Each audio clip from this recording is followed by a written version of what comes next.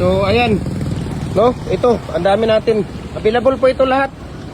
Ito po yung 4x4x8 feet natin na pins concrete post molder or dragon fruit post molder. Dual po ito. Pwede tayong gumawa ng pins concrete post. Pwede rin tayong gumawa ng dragon fruit post dito. Okay? At ito nga, ayan makikita ninyo, ito ay adjustable po ito, no? 4x4x8 feet, adjustable po yung height niya. Pwede kang gumawa dito 3 feet, 4 feet, 5 feet, 6 feet, 7 feet, 8 feet. Okay? 4 holes. Ayan, 4 holes. Bakit 4 holes? 4 ang butas. 1, 2, 3, 4. Ito po ay 4x4x8 feet natin na 4 holes ang butas. Okay? Mayroon din tayong 4x4x8 feet na 8 holes ang butas, no? 8 holes siya. Mayroon din tayong 4x4x8 feet na 2 holes ang butas, dalawa lang, no? Dalawa ang butas, mayroon din. Mayroon din tayong 2 holes na detachable. Dalawa lang din ang butas. Ibig sabihin yung detachable, yung mababaklas mo sa isa-isa. Mayroon din tayong 4 holes na detachable, mababaklas din sa isa. Dito sa gilid. Dili, dito sa, dia. Yung kagaya sa, ano, ayan o. So, available po ito, no? Swerte kayo dahil nag-overtime sila. Kagaya yan dyan. Diyan sa gilid dong. Sige, doon. Ano nyo lang, dalawang, ano dyan dong, dalawang. Dili na, diara. Ianara man ng sin dito. Matulak man ng sin. Itulak nila ninyo na. Diretso tuloy. Diretso pa dito. Anong nila naman po ninyo ni Dirining Butanganan. Dito man sa gawas man Dito na sa imuanan. Karon dadaanan nyo na dito para dili magbabag. Sige, diretso pa dito dong. Kunin nyo muna yung mga ano dyan.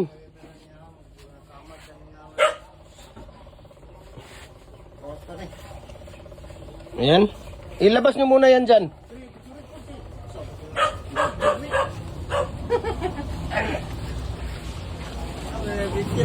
Ayan o. Diba? So ito po yung pang-condemn niya, no? Ito. Pang-condemn po ito. Ito yung pang-condemn niya. So ayan.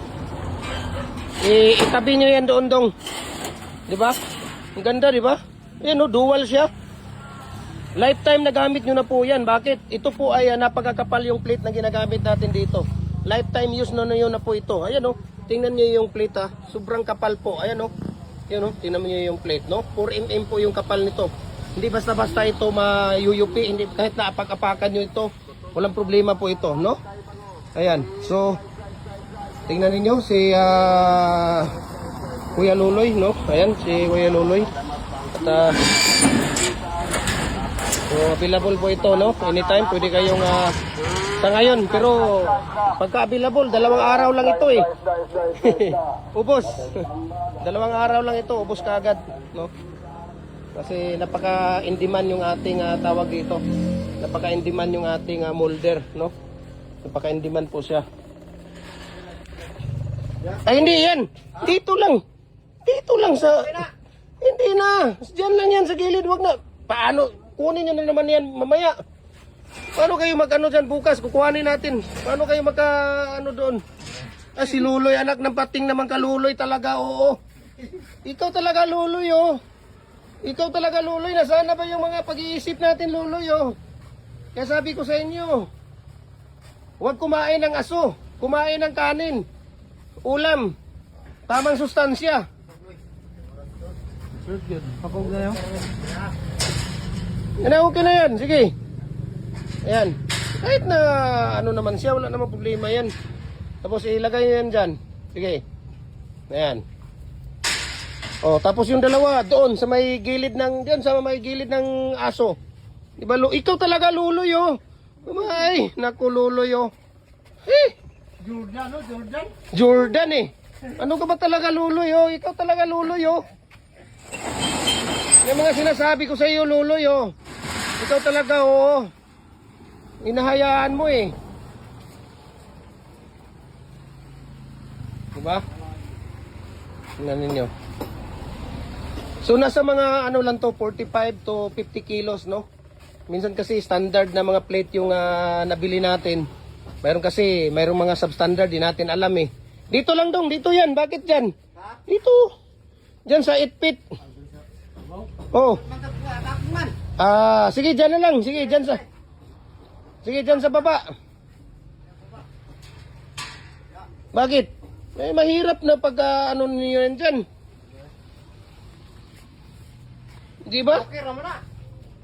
So mayroon tayo ditong 2 holes. Ito 2 holes. Ito yung 2 holes natin na fix. Ayan, mayroon tayong 2 holes dito available, dalawang set. Ayan, no? Nakikita ninyo. Ayan. Mayroon tayong 2 holes dyan na available. Okay? So ayan, no? Kitang-kita nyo naman. Diba? Oh. Oh. Diba? Kitang-kita nyo kung gaano kaganda yung ano natin. Ayan, no? Oh. Pwede nyo naman siguro ilagay yan dyan. Ipatungan ninyo yan dong. Dyan. Isa dyan. Sige, okay na yan. Oh, ito isa kunin nyo. Ating matumba. Dili na matakalapad, na matumba.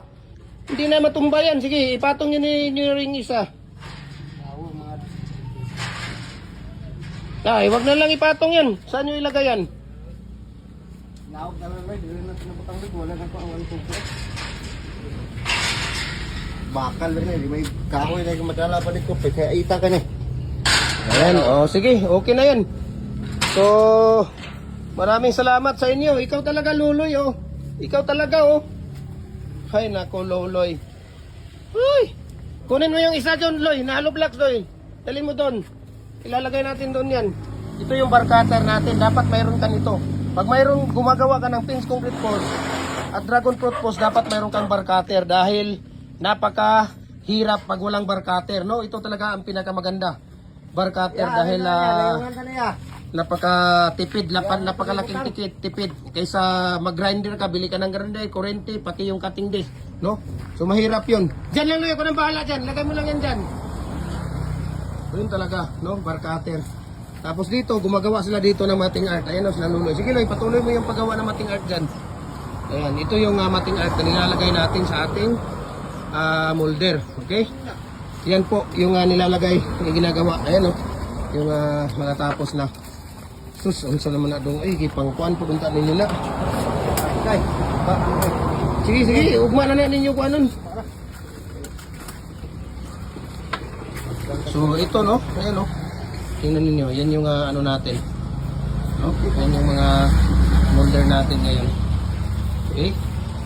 Ayan. Kita nyo? Okay? So, napakaganda po, no?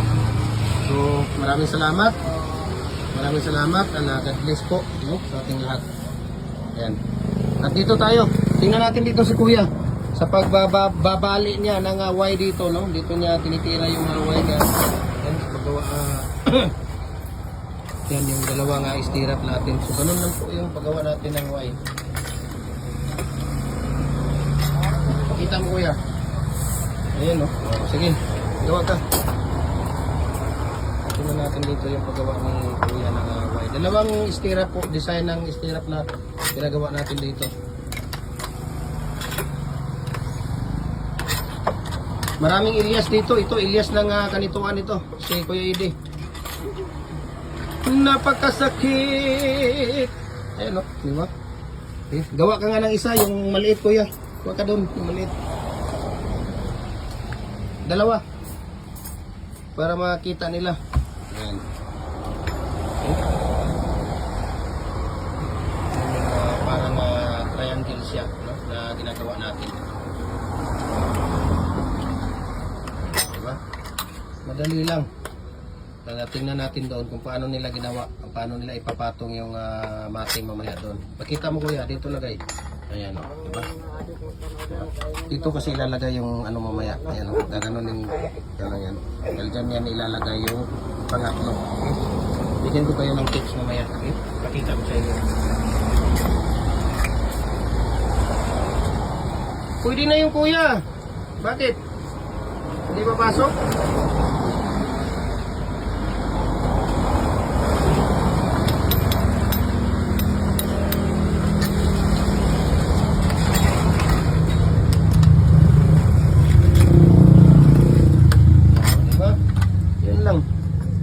Tapos ipapakita ko sa inyo dito kung paano nila ginagawa yon. Okay?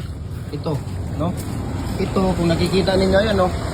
Ayan, no? Nilalagay, di ba? Pinapatong dyan. Ayan, no? Pinatali. Yan yung ito yung ibabaon natin. Ito, pinabaon dyan. Tapos ito, while, yan po siya, di ba? Ha? Kung makikita nyo dito, Oo? Saan yun? Ito nung agad yun. eh, Wala yung mga konbita na ngayon. oh, Ah, tungod na Diba? yung pandalay kayo. Kanang yung kanwa. sa paggawa dito. 8mm po yung ginagamit namin dito na rebar, number 16 na tie wire ang ginagamit namin dito para rest assured na yung ating matting arc at yung ating pins concrete post at dragon fruit post natin matibay, no? Matibay. Di ba? Tingnan ninyo kung paano ikakabit nila. Ilalagay itong pangdulo. Kaya ko lang no? Ano? Di ba?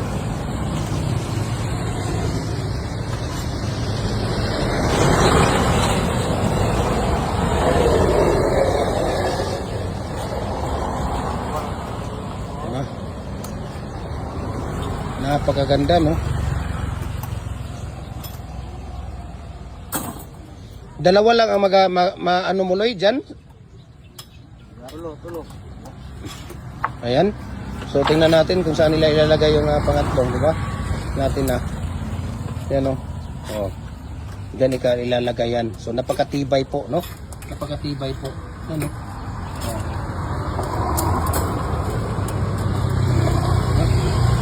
Diba? Yan, no? At bago tatalian yan. Oh. Tatalian. So, ayun, no? Diba? Ganun kagaling. Tapos dito, yung parang diamond, tingnan natin yan, Loy. Ano parang diamond, no? Oh. Diyan nilalagay sa dulo. So magandang araw. Sana nagustuhan niyo. Paki-share, paki-comment, and like po sa ating mga video. Maraming salamat and God bless po.